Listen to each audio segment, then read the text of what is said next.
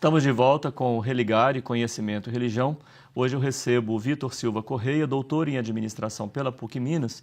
Nós estamos falando sobre empreendedorismo religioso.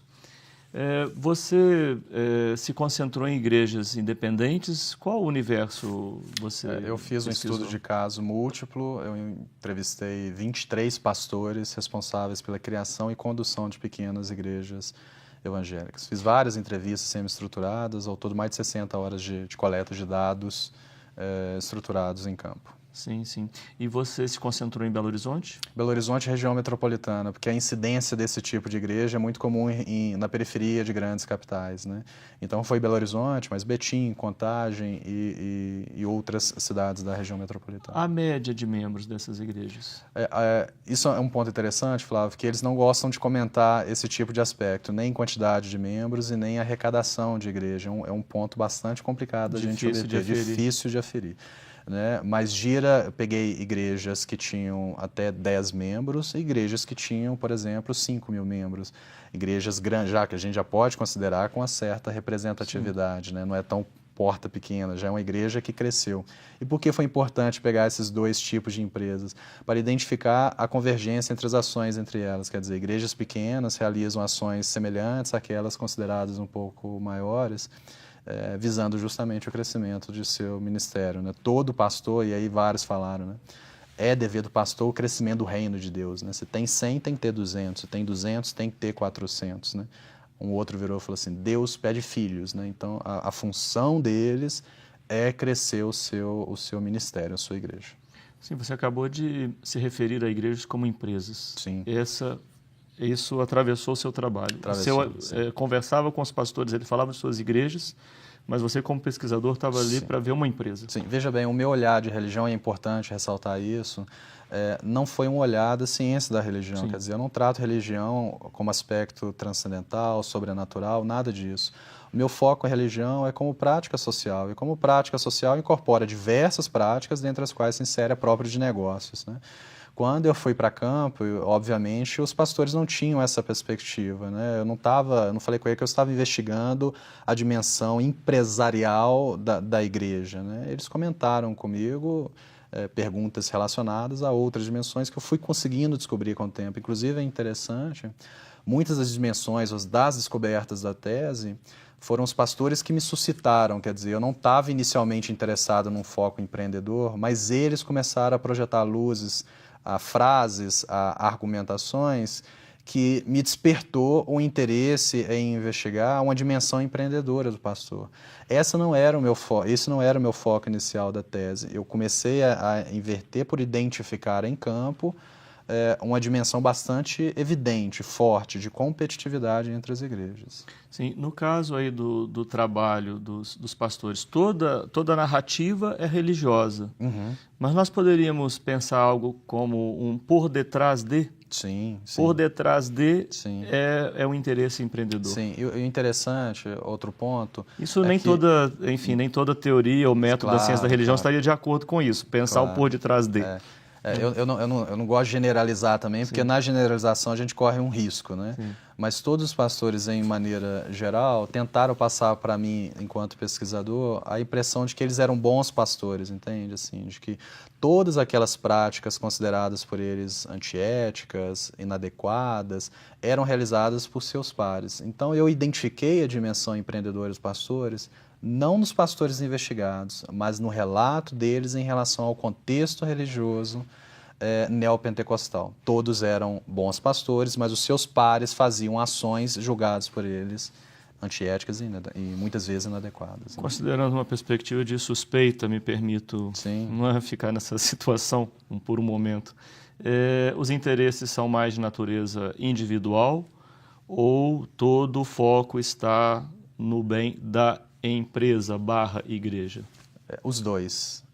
Tem um foco, obviamente, de crescimento da comunidade evangélica, e aí tem uma perspectiva bastante interessante, quer dizer, a gente não pode só falar que é uma dimensão econômica, mas também essa dimensão utilitarista, econômica, pessoal, financeira, é muito grande também.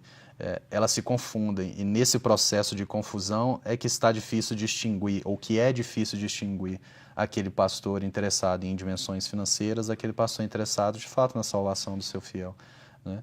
E a própria concepção de fiel, é importante lembrar, denota uma questão financeira, quer dizer, ou você é fiel ou você é membro. Fiel em quê? Nos dízimos e nas ofertas, né? Tem muitas pessoas que frequentam igrejas, mas que são membros, não são fiéis no dízimo e na oferta. E não ser fiel no dízimo e na oferta implica restrições. Você não pode participar da Santa Ceia, você não pode, por exemplo, assumir cargos de liderança na igreja. Foram então, casos que você identificou? Casos que eu identifiquei. Isolados? Pastores, não, isolados não, comuns. Frequentes. Né? A Santa Ceia talvez é o evento mais importante, mensal, realizado dentro de uma igreja neopentecostal. E se você não está com o seu cartão de dízimo bem pago, por exemplo, você não poderia participar de uma Santa Ceia. Olha a dimensão... Claro, nós estamos falando dentro do universo da sua pesquisa, porque o telespectador pode pensar assim, não, mas na minha igreja não é assim. Claro. Bom, nós estamos falando do seu trabalho. Veja bem, eu não posso extrapolar tudo que eu estou falando aqui, eu não posso extrapolar para além das 23 igrejas investigadas, sim, entende? Sim, quer dizer, claro. é um estudo focado em algumas igrejas que têm as suas características, mas que não expressa o universo das igrejas pentecostais e neopentecostais, mas também representa parte de sua dimensão, né? Então, você tem que ter esse fiel, tem que ser fiel ao dízimo, senão não participa de alguns aspectos coletivos que são essenciais para os membros, né? Sim. Quanto aos recursos, já que nós estamos falando no horizonte do empreendedorismo, né, recursos das igrejas são investidos na própria obra, né, ou isso pode ser aplicado também em outros setores, como, por exemplo, na vida privada? Pode, mas isso não fica claro. Todos, obviamente, falam que, por exemplo, o dízimo é para manutenção da obra do Senhor.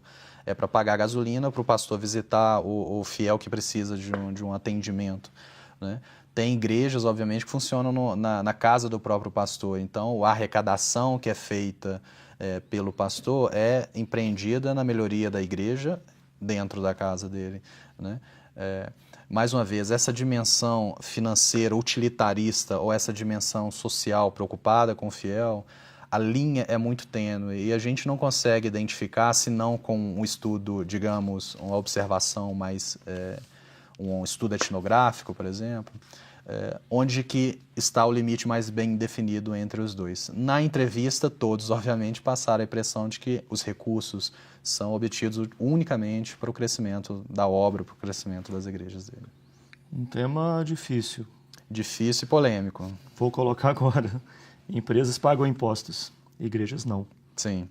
Você chegou a discutir com seus entrevistados essa situação? Esse tema não foi porque já era conhecido, de fato a igreja não precisa pagar imposto, né? Fora outros benefícios fiscais, enfim, outros aspectos relacionados a Isso pode tornar o negócio atrativo? Muito atrativo. Veja bem, você vende salvação, você não vende um produto que é capaz de ser aferido, entende? Alguns pastores comentaram comigo, obviamente relacionando a outros, né?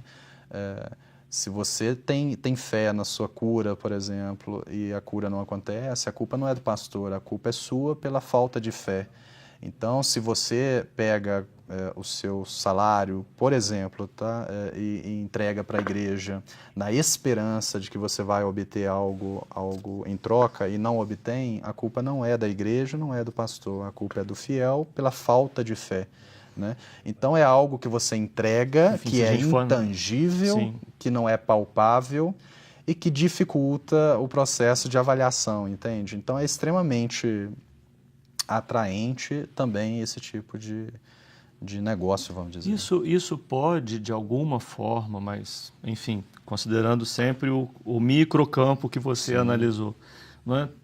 Explicar esse crescimento tão significativo de igrejas nas periferias, né, onde igrejas tradicionais, evangélicas incluídas, ou católicas, outras religiões, né, que dependem também de uma estrutura maior, então um pouco mais pesada, centralizada. Enfim, esse crescimento, eu já falei sobre isso, mas com esses novos elementos todos que você levantou, eu queria reforçar essa percepção. Claro. Mais uma vez, eu acho que o pastor ele é muito agressivo, né? E essa agressividade dentro dos que negócios, dentro né? dos negócios. A linguagem dos negócios. E me permita entrar nesse campo que é o meu de interesse, né? Ele é em 2 pontos, não apenas para conseguir membros de outras igrejas, como para conseguir a conversão de outras pessoas, como também agressivo na tentativa de evitar a perda de fiéis, né?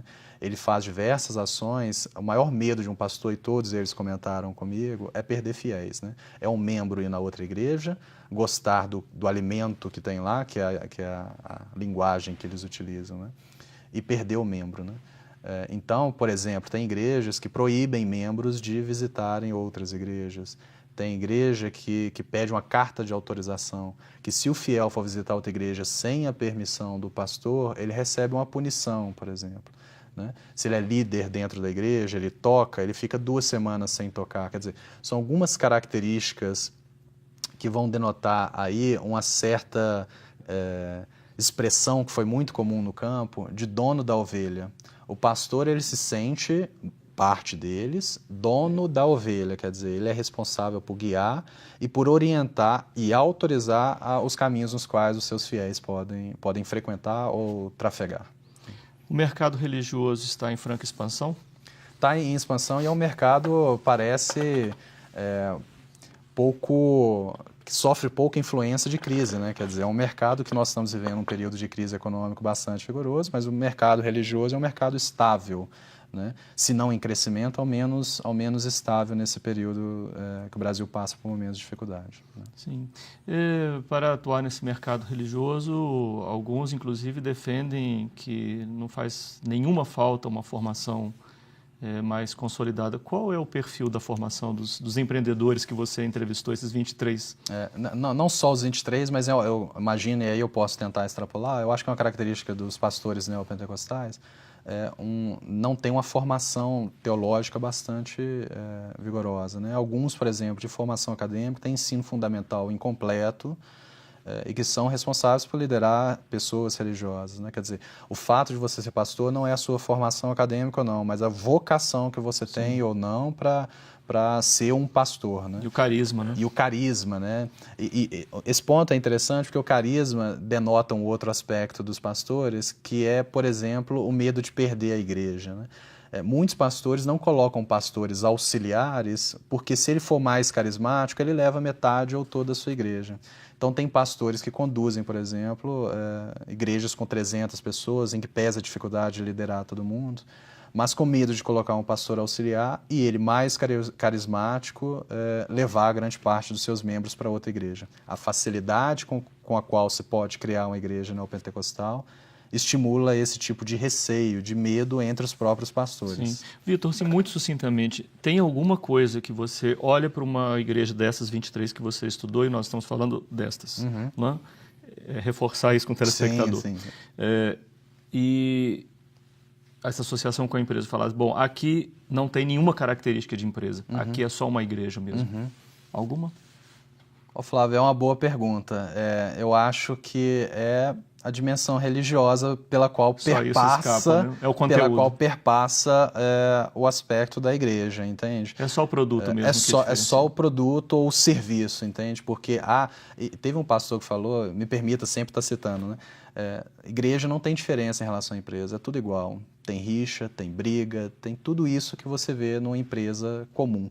Se um pastor está me relatando esse tipo de situação, isso me leva a crer que é um empreendimento tão produtivo, sob o ponto de vista financeiro ou não, quanto qualquer outra empresa no mercado. Sim, sem dúvida, fico na expectativa dos estudos, por exemplo, com as igrejas históricas, né? Falando do segmento ainda evangélico, mas também do catolicismo. Sim.